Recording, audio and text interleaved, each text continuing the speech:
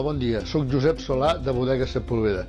Anem a preparar una cua de bou a la cervesa inèdit.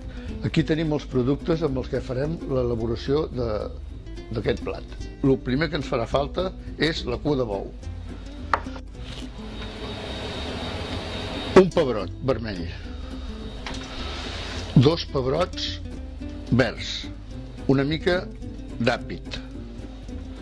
2 pastanagues. Un puerro, una ceba, 2 grans d'all,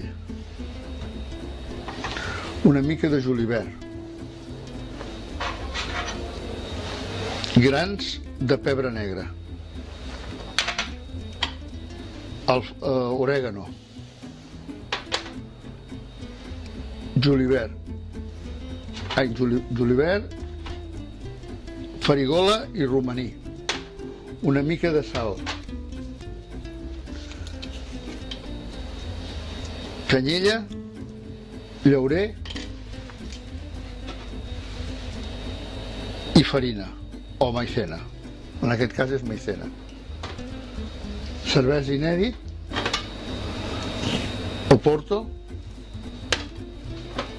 conyac i una mica de brau de carn. Anem a procedir a trinxar tot amb la Thermomix. Posarem a dins i ho trinxarem amb un parell de vegades i després ho incorporarem a l'olla express. Això es podria trinxar a mà o es podria trinxar petit a ganivet, però així és molt més fàcil. Ja ho tenim. Començarem per posar una mica d'oli d'oliva a fi efecte de que no s'enganxi la verdura que ara posarem aquí dins. I a continuació hi posarem el que hem triturat. Ara anirem a posar la cua de bou a dins de l'olla express. Una mica de cervesa, una mica és un mig litro. Ara hi afegirem una mica de vi d'Oporto, que dona molt bon gust i un punt de dolçor. I una mica de conyac, de brandy. Una mica de pebre negre amb gra. Això és farigola. No massa perquè doni bon gust, però que no es noti que n'hi ha. Això és romaní, farigola, romaní, orègan, una fulla de llaurer i un trosset de canyella amb rama que el trituro. I una mica de sal. Això és brau de carn per donar una mica de sabor també.